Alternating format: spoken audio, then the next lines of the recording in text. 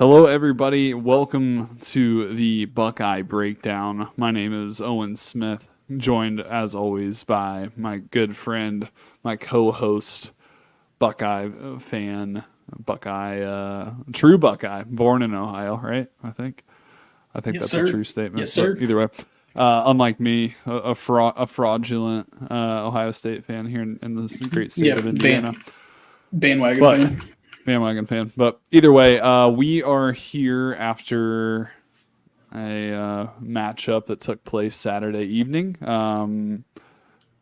After a 32-31 loss to the toughest game on the schedule, I think that we all agreed on coming into the. Yeah, I mean, clearly there's like the Michigan game, and Penn State's going to be a challenge, yeah, and but this all of was, I mean, that. this was But the one I think if you were Buckeye fans, you had it circled. And obviously not the outcome that we were hoping for. We'll get into kind of the hot topics right now. The clock management. Thoughts on Will Howard.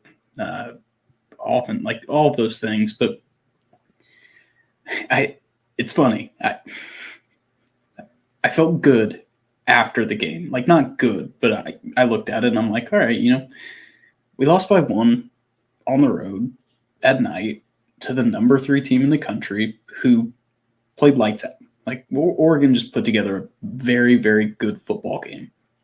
yeah, And I was like, I can live with it.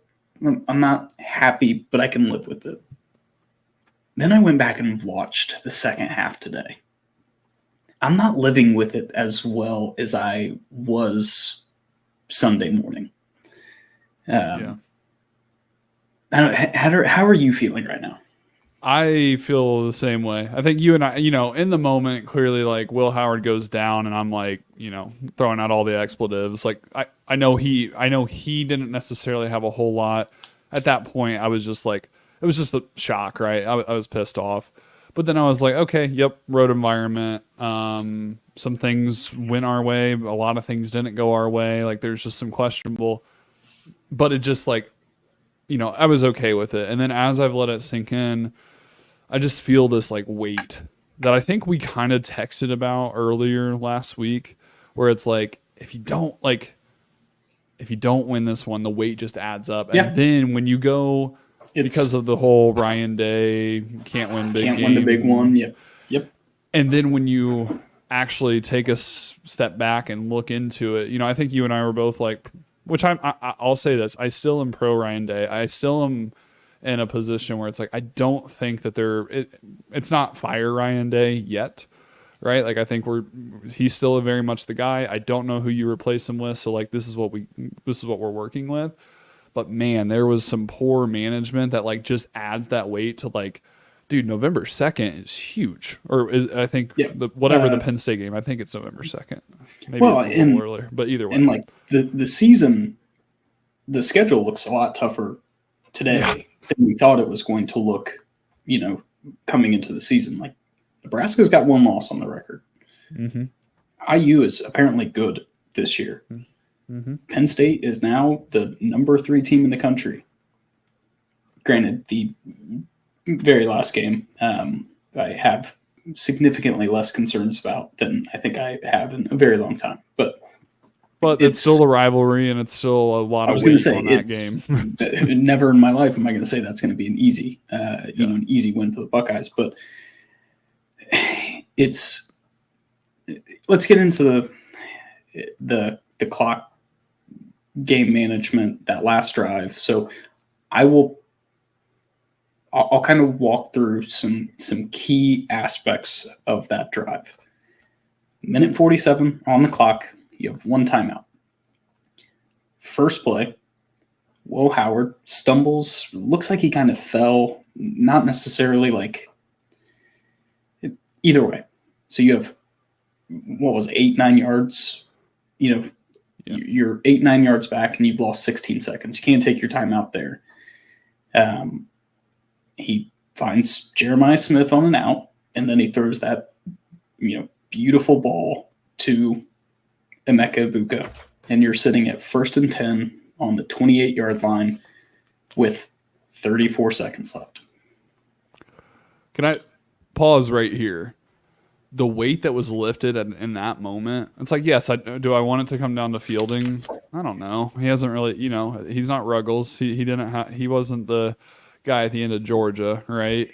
But there was some confidence. He had hit that 40, well, I think it was a 40-yarder earlier in the game, and it had some oomph behind it. Like, it looked perfectly.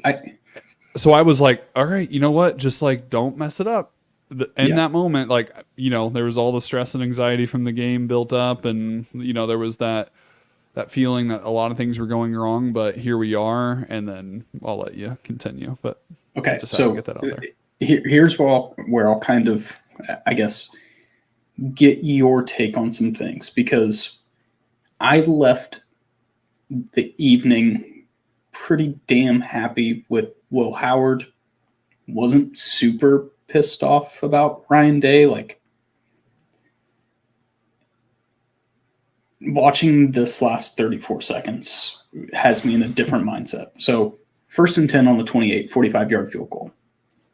Howard chucks I'm not going to call it a 50-50. It was like a 10-90 ball to Jeremiah Smith, where he's just blanketed. It's underthrown. Looks like and I'm going to mention this because it's important for the next play.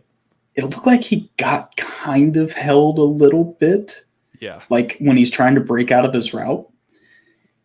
So Howard throws the hero play. Went back and watched this 10 times.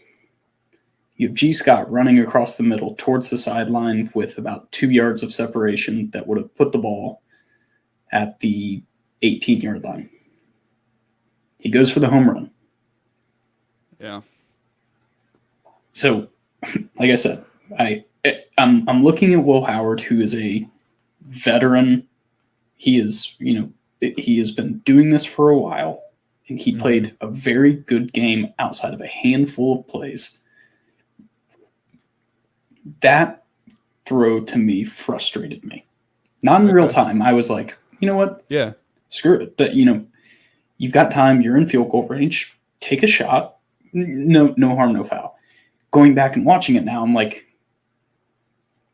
I know you want to make the huge play, but you've got an extra 10 yards. You get to keep your time out as G. Scott's going towards the sideline. Then all Ryan Day has to do is, hey, take 3 steps over, knee it down. We'll kick a 35-yard field goal, an extra point to win the game. Yeah. Yeah. So that one frustrates me.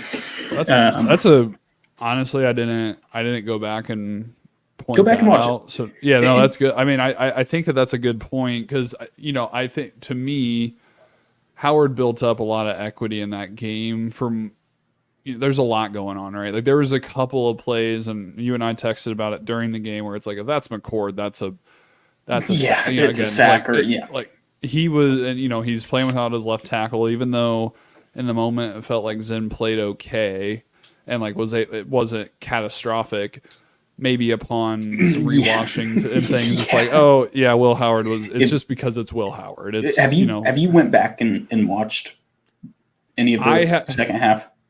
I have not. No, I haven't gone back and rewatched it. I will be very transparent that I've listened to a lot of podcasts on like some people that I trust. It was eye-opening to watch it, because the real time, I'm thinking, this guy's holding his own. Like he had the dumb, false starts on the one drive, which, kind of stalled some things out, but like kind of held his own.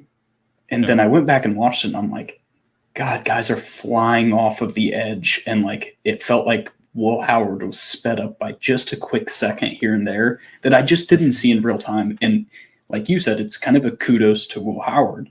Mm-hmm. We didn't notice because he was making plays. He had the great play where he extended and found Jeremiah Smith in the end zone. In like, hand up, I still don't have an issue with him taking the shot to Jeremiah Smith, on 1st and 10. Yeah. It's easy for me to go back and watch the film and go, man, it would have been nice to hit G. Scott right there, walk out of bounds, keep your timeout, and be, a chip shot field goal away from winning on the road. It's easy for me to do that, but if you see Jeremiah Smith running towards the corner of the end zone, Yeah. I'm fine with him taking, the 50-50 ball. For sure. So no, that's good call out though. Good call out. So we go to 2nd and 10 there, and this is kind of the controversial play. Also something that like with time has like frustrated me more. Now that like it's in the moment I was like, God, that sucks, but also kind of like I get it, I guess. But then like as it's aged, it's like, oh, this is aging poorly, especially when you put it in the context of what hadn't been called previously. Yeah, and like I said, like you go back and watch the other play. The only reason I went back and kind of took a deep look at that 1st and 10 on the 28-yard line was because I watched Joel Klatt. If Joel Klatt is bringing this up and kind of leaning towards Ohio State, it probably wasn't the right call. Like I think it's 50-50. And in those situations and how physical the game was, from start to finish, the 50 should probably go to the side of the receiver there. Yeah. So obviously Jeremiah Smith, 2nd and 10, we'll call it pushes off, and picks up the offensive pass interference. So we go from the 28-yard line, we're pushed back to like the 30, 33, 34. I can't remember exactly where it was put, but so here's an issue that I have that is both Will Howard and Ryan Day and Chip Kelly. Another thing I didn't really notice in real time, like how significant it was. The penalty's thrown. And instead of Will Howard getting his guys saying, hey, we're going to be back here, you need to be on the ball because Jeremiah Smith caught it in bounds, so the clock was going to run. They're kind of sitting there like waiting a little bit. So 7 seconds run off the clock before Will Howard snaps the ball. He ends up snapping it at 16. The ball, like the whistle was blown at 23. It's one of those things where, like, I'm frustrated with Will Howard from your very veteran quarterback. I'm frustrated with Ryan Day and Chip Kelly of not saying, hey, go get guys to the line, get them ready. So when that ball is placed and that whistle is blown, we snap it in 2 seconds, because 7 seconds when you've only got 23 of them left is a big deal.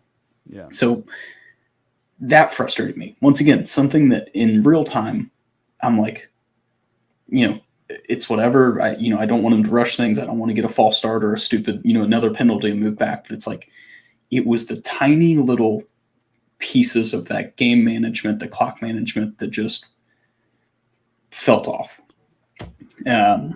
Especially when you throw in the context of this being the first year where you do have that in-helmet communication, right? So like that's why I brought up Chip Kelly, because exactly, like it's just Chip Kelly should have been like, hey, this is your only job, dude. Yeah, hey, you're frustrated. Don't care. Get your guys, rally them, tell them to get in their spots. It's going to be back 15 yards. Go stand at the 35-yard line. When he places it, snap it. So that was kind of another frustrating piece of just like the precious seconds in a veteran quarterback not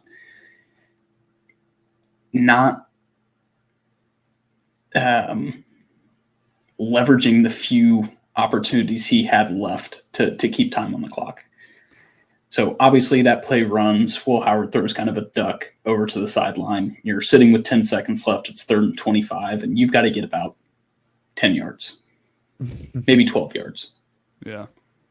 And then that's the chaos of Dan Lanning apparently being a genius, but also apparently it not being the right call by the refs. And so 10 seconds goes to 6 seconds after the 12 men on the field.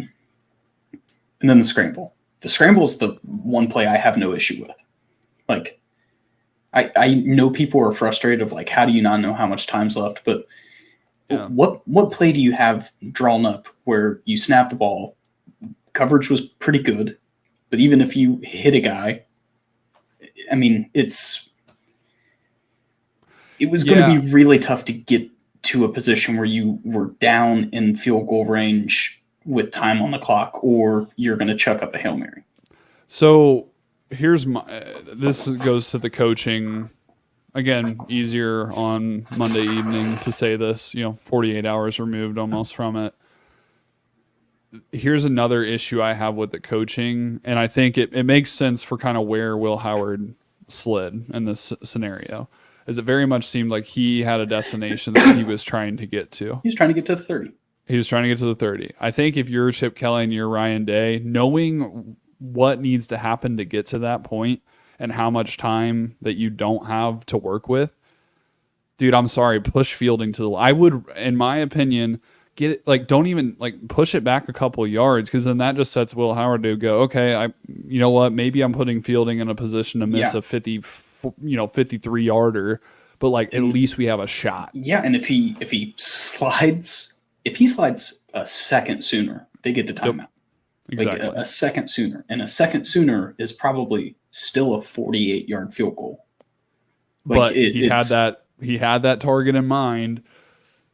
Move it back. You got it. You got to push it to the limit, because if not, then you do what you do, and you're sliding with no time left. Yeah, and it's not Will Howard's fault, right? Like, and if you take the time out and say he slides at the 34, and you're like, man, I have no faith that Jaden Fielding's going to knock home a 51-yarder, then you still have a chance to go.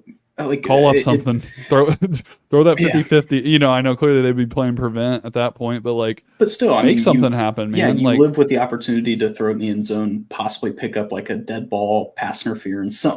There's things that could have happened. So that's why I don't put a ton of it on Will Howard. You said it. It seemed like he had a spot in his mind, and he was super close. It was frustrating, them getting away with 4 seconds running off the clock on what should have been a dead ball penalty is frustrating. But man, going back and watching it, it was just like all of these mistakes that just kind of compiled.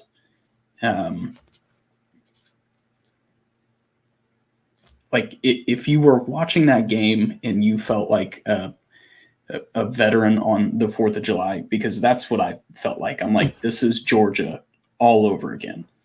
Yeah, dude. I was just sitting in the room like, oh, shit. It's happening again. It was. There's a pattern now that we're starting to see of mismanaging this situation where you're unable to go get 3 or 4 more yards, place the ball in the middle of the field. And I also think that it says a lot about the desperate need for Ohio State to figure out the kicking position and go get a guy that you have faith is going to make a 45 to 50 yarder in crunch. This is through the podcast grapevine, so I don't know. I'm not an insider here. We're fanalists, I guess we'll call it. Right, where we're Buckeye fans that are just here rehashing everything. But what I had heard is that I guess during Georgia bowl practice in 2022? Yeah, that Fielding was our long leg guy. That Fielding was a long leg guy. It's like, so yeah, I don't know, push him to the limit. I'm just a little frustrated with that, where it's like, I would rather the dude miss a kick than to have absolutely zero hope. Because as soon as he scrambled, it was like, this is. I thought the vibe changes going for it. The vibe of that loss changes. Nobody's talking about Will Howard wasn't made for the moment. Nobody's probably super upset with Ryan Day. There's a lot of mismanagement there, because then the conversation then turns in.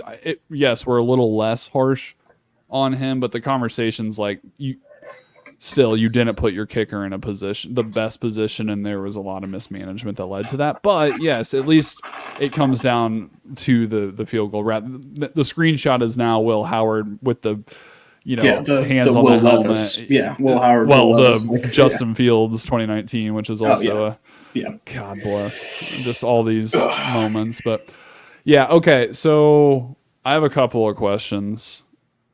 We're going to probably bounce around a lot, but Yeah. I kind of had this as a statement, but then like kind of how you're talking about things, I want to frame it as a question. Based on what you saw from Will Howard, all things included, right? Beginning of the game, most even parts of that drive. Can Will Howard win? Like, is he the quarterback that can take us to a national championship? Do you still believe that, or do you have doubts now? Yeah, I nothing's changed on my perception of Will Howard. I still think he's playing. I mean, the guy had a great game. 28 for 35, 326 and 2 touchdowns, 1 on the ground. Like, guy had a good game. He found open guys all game. I thought he made the right decisions most of that game. There were small things like the fumbled snap, the taking the sack, the first play and I'd say small things, very big things that overshadow a very good game. The other thing, like, this is where I'm going to go back to like reality. You went on the road against the number 3 team in the country. Mm-hmm. And I think everybody would agree that Ohio State did not play a very sound football game. And I think Oregon played about as good as they can. Yeah. What did they had a kickoff that went their way. They had a kickoff. Judkins has like an uncharacteristic fumble in the first half. Force a turnover. And they only win by they pulled all the tricks out. They had they got an OPI, like a questionable OPI. They got the 4 seconds off the clock with 12 on the feet. They had a lot of things swing their way. Now, I'm also upfront and honest. I think it's an interception the first drive of the game. Oh, 100%. So we said that in the moment. We were like, dude, we just got away with one. Yeah, we got away with one. Also, they're missing their best defensive player. Like, I think that's worth noting that, one of the guys that, would have probably been lined up against, Zen in that second half where it didn't seem like they got home a ton. Like, that guy's probably going to get home against a much inferior tackle, compared to Simmons. For sure. So, but what impressed me a lot, I think that's probably Dylan Gabriel's best collegiate football game, given the talent that he was going against. He made what people were considering a first-round corner. He made Ohio State fans call for him to be benched in the middle of the game. Like those were the things he like. Denzel Burke was bad. Dylan Gabriel was really good. Stewart was really good. Like they made the right plays, and like I think even you play that game again in Eugene, I don't think that you're going to get that same outcome even in your home crowd. I think you take them away from Eugene, I think things start to drastically swing in the Buckeyes' favor. So, yes, Will Howard is still the guy.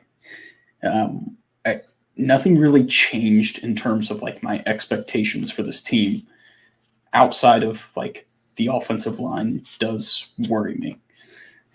But I went on a long rant there, but I was pretty negative on Will Howard there in the beginning, and I want to make sure that I still think he's the guy, and I still think he can win a national championship, and I still don't think he's played his best football yet. He's still what, 24, 23? How old is I can't remember how old he is. But he's still. It's not like.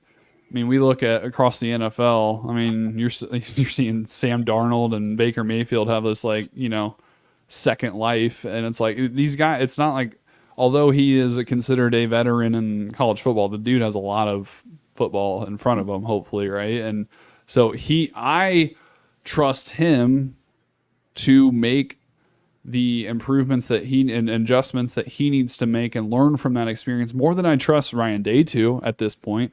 Yeah.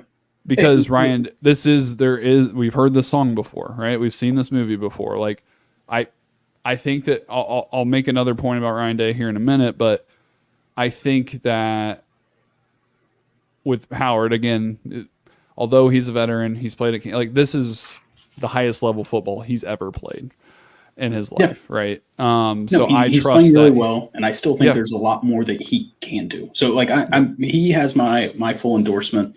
If this game would have been played with last year's bunch, we're having a conversation right now of, do we need to go to Devin Brown? Oh, absolutely. Like we are, because Kyle McCord would not have responded in many of those situations the same way that Will Howard did. I saw a bunch of people that were like, oh, we hated Kyle McCord, but he found a way to go down and score and, beat Notre Dame. And I'm like, yeah, that Notre Dame team wasn't very good. Like, they weren't. It was. I don't want to take anything away from him. That was a good drive. Like, no, he sent somebody in the chest, but it was. We put up 17 points that game.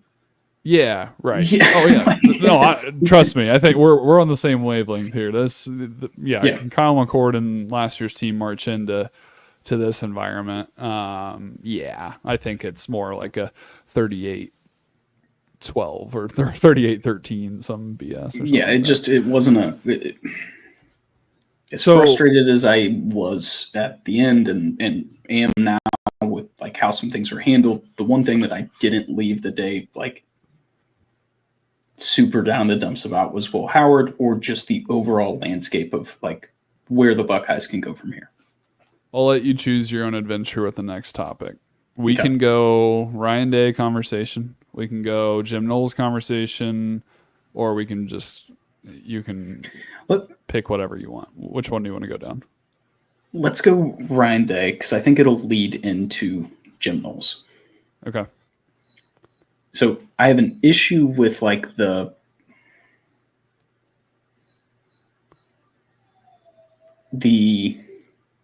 idea. Like, Ryan Day can't win the big one. Yeah.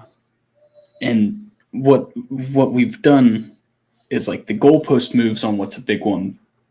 Like, nobody cares that they're whooping Penn State every year. Mm-hmm. He just beat Notre Dame last year on the road. Mm-hmm. Like, he has won some big games. He's got 3 big glaring blemishes on his record against that team up north. He took one of the better college football teams that we've seen in a while, and the Georgia Bulldogs, down to the wire, and was a missed field goal away on New Year's Eve of going to a natty. Yeah. He beat the shit out of Trevor Lawrence. Yeah. So it's going to be TCU. Yeah. Yeah. He beat the shit out of Trevor Lawrence and Dabo with a really good Clemson team. Mm-hmm. So, like, it does some of the talks around, like, he can't win the big one. It's like, okay, well, we just keep moving what the big one is. And really, it's 3 games, and then that game last night are, like, the big ones that I think of that I'm like, those are games you have to win if you're Ryan Day. Yeah. Well, it's you got to get there, right? Like, there's a lot of work that he does throughout the year to even be in the position to lose those games. A lot of people aren't in that. Lincoln Riley, Dabo now, like, there's a lot of people that aren't in those positions to go 1-7. Marcus Freeman sure as hell isn't. He's losing to NIU. Like, there's a lot of that's my whole point on, like, I'm not the fire Ryan Day crowd. I'm pretty far from that. I think clearly if you go 9-3 this year and miss the playoff or whatever, it's like, yeah, okay, there's something with this roster. Yeah, there's a lot. But and like, I want to be clear, like, he has to figure out a way to win these games. Mm-hmm. Like, that was unacceptable on Saturday, to find a way to lose that game when the ball's on the 28-yard line and you have a timeout in your pocket. Like, that comes down to the head coach, and like, he's going to be the one that takes the heat for that. Same thing with, like, the Georgia mismanagement. Like, he takes the heat for that. And I think he would own up to to those things. I'm meant to make this point earlier. I may be giving him too much credit and too much like maybe leeway is the right way to phrase it. With this, my belief is that he has made adjustments already. Like this year, making the adjustment to go to Chip Kelly now as offensive coordinator and all of that. He's still developing, and I think that a lot of the previous losses were because he hadn't made that change, right? Because there was so much on his plate. Now, if this happens again, we'll have a different conversation. I fully believe, and why I think I give him so much leeway at this point, and why I'm not on the same side as 90% of Twitter right now, is okay. So you made the big change. That's awesome. Now you have just now played your first big game where you are in this position, right? Yeah. Now, like, learn from this. Don't make these mistakes again, because now you don't have the excuses, and now you've been through mismanaging this game twice. I'm counting Georgia's mismanagement too, so he should have learned from that the first time, but it's okay. No, that's I know. You're saying in this new position with I'm still just. I also went back and watched that drive today, and that was a stupid thing of me to do. That was terrible. I was punishing myself today watching these games. But no, I understand what you're saying. Yeah, I don't want to take away. Definitely don't want to take he's been the head coach in all of these, right? It's not like he had no control in those situations. Yeah, I'm just holding out hope that okay, now you've made the big step. There's a couple follow-up steps that you need to make now that you are in this CEO only role. This is where special teams and some of these types of things start to fall on you more. Clock management is a huge one. Knowing the rules, knowing how to take advantage of them, knowing when you're being taken advantage of. Like, that's easy to say because the refs are the refs and they have but it's like, could he not go fight with the refs on that ruling, right? I don't know how that works, but it's like if you know the ruling, like you have more time to focus on some of the stuff and take advantage or not be taken advantage of on certain rules. Which, I don't know. I mean, I'll give him credit. Before the ball snapped, he's in the ref's ear saying there's 12, there's 12, there's 12, there's 12, and they still let the ball get snapped. But the other, I guess, issue, which will lead into, I think, something that's kind of on everybody's mind as well. He is the CEO of this team. You've got Chip Kelly, who came in and did his job tonight. You have Jim Knowles, who in the biggest games with what we've touted as one of the best defenses in the country has not shown up. But I think there's a reason for some of these things. And I think that reason is because Jim Knowles is trying to call a defense with one of his hands tied behind his back. and that hand is Larry Johnson not letting him run the defense that he's had success with because he wants to have those four guys on the defensive line. And once again, this is another, I went back and watched this game and I was like, man, JTT kind of played a good game. He never got home, but he sped up Dylan Gabriel several times. He's the one that kind of forced Gabriel up the pocket when Caden Curry got the sack. He was a fingertip away from, batting a ball down that he got in the bat. He got a little too aggressive on one big play, but yeah. He did. But I went back and watched it and wasn't as upset with him, but just the defensive line in general just was kind of a no-show. And it feels like that has been a consistent thing in these big games outside of the fucking Penn State 95 years ago. It feels like when JTT had the best defensive football game in the history. But all of a sudden they've just kind of been like it's a line full of 5-star veteran guys that aren't having a massive impact on the game like we thought they were going to. Yeah. It seems like everyone's like dreaming of the 2019 years and before. And it's like, well, what was different then? It's like, oh, maybe Larry, specifically on the D line, it's like, oh, maybe Larry Johnson was in lockstep with the defensive coordinator. It's interesting that since, 2021, when you've had Tuamilo and Jack Sawyer and Kenyatta Jackson and Caden Curry and these guys, and it's interesting when somebody's not in lockstep with their defense coordinator. And again, hearing and reading and all the different stuff, it sounds like it's like deeper than that, and like in the room too. It even looks like it in the game. It looks like they're two different units sometimes. Mm-hmm. It looks like you've got the back seven doing one thing and the front four are kind of doing like they don't look.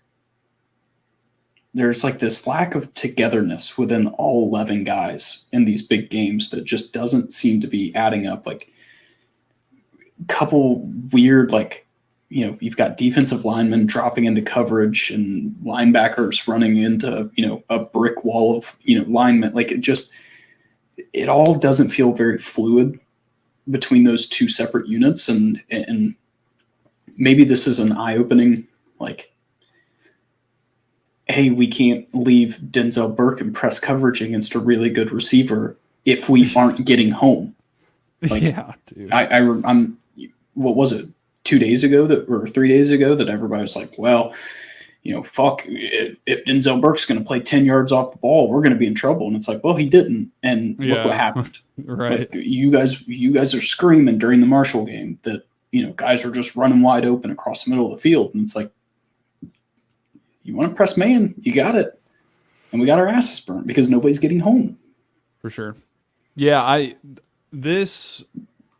not a football coach, not an expert by any means, but this feels like an adjustment that you can make, right? I know that there's ramifications on recruiting and all of that, but this feels like something that can be, because didn't they, especially with all the analysts and stuff that you can have on the staff at this point, I'm pretty sure that they like brought someone in, correct me if I'm wrong, as kind of like a potential analyst or whatever, maybe. Yeah, it sounds. Yeah. Or maybe I'm just dreaming. But like there's plenty, I don't know. It just feels like because Jim Knowles was the linebackers coach plus defensive coordinator. Now Laurinaitis is in that role. It's like, okay, so maybe it is Jim Knowles he owns the defensive line room if that's not the case. And he also owns scheming and defensive coordinator responsibilities. It's like, you know what? He's had his legendary moments, but it has been a long time.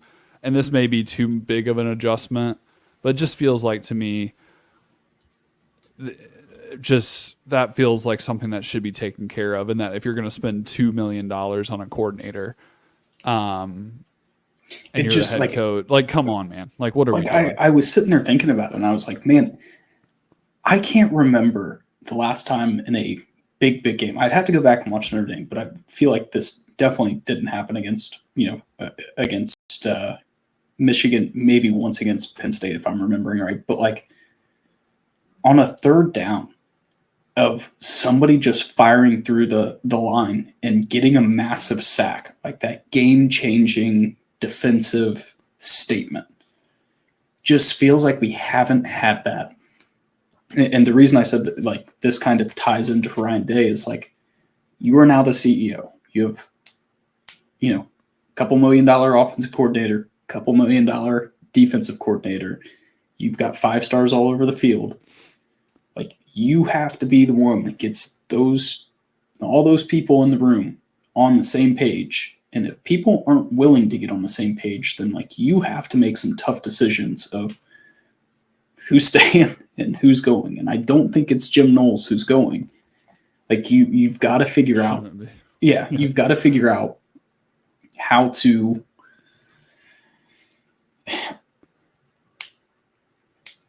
get the most out of the 11 guys that are on that defensive side of the ball against the top talent in the country. And we haven't seen that against the Michigans, the Georgias, the Oregons last night. We just haven't seen that. And I think everybody is desperately waiting for it to click on all cylinders in the biggest stage. Yeah, because it hasn't been acceptable. It just, I mean, good offenses are always, it's. We also put up. Oregon has a pretty damn good defense, and we also put up 31 on them, right? Like, so, like, that's just kind of big games, but also like they also put. Again, we were down on the offensive line, but they put some pressure, and they made Will Howard have to make some mistakes and do that. But yeah, we still. I don't think it's necessarily points and yards. It's just some of the little things. And yeah, man. I don't know. I mean, it's like something. I don't think you throw everything out, right? Because again, we're a play away from a couple. One thing goes our way in that final drive, and we're talking about a close win on the road, and things are. But also, you and I are sitting here talking about like, hey, hopefully, when we go up against Penn State, or when we get up against IU or Michigan, like hopefully the defense is a little bit more sound. Hopefully Denzel Burke figures some things out. But instead, we're like, fuck, do we need like something's not right. So yeah, all right. So we'll wrap this up here. You're a therapist. You have a Buckeye fan walk into your office. Okay. Tell them how they should be feeling right now. I think that you should feel okay. You should feel all right, ultimately, right? Like that's the world hasn't completely crumbled. You should be extremely thankful for the college football lords and gods and all the people around them for making this a 12-team playoff year. Because if not, this would be 4-team playoffs. Like, ooh boy, clearly Big Ten's adjustments and all that. Yeah, but this is a good year to have it. Things are gonna be okay. I trust, and you should trust my patient, that Ryan Day is going to make some sort of adjustment, and this is some sort of learning experience for him. This is a learning experience for Will Howard. This is a learning experience for Denzel Burke. This is something that the team can come around, right? I think you should feel okay. You should be frustrated. You should definitely like let the anger out this week. Definitely should be a little nervous about Penn State, but I think the world's not over yet. There's still plenty of football ahead. Yes, the schedule looks tougher, but guess what? That's just more just gearing up for that college football playoff. That's also going to be extremely tough, but these are good opportunities to figure out some things. IU is not a scrub team. Nebraska is not a scrub team. Still got Penn State, which, by the way, another opportunity for Ryan Day to go get a top 5 win, right? Well, that one won't count because true, right? Because it's Penn State. Penn State always loses. They're not very good. Yeah. So that'll be a James Franklin issue. So ultimately, patient. You should feel good. You can be frustrated. I don't think it's wrong to be frustrated. But the world's not over, and there's plenty of football left. Did I help that patient at all, or would you help that patient in a different way? No, I think you. Yeah, I think that's good. I think the other thing that I would say is, look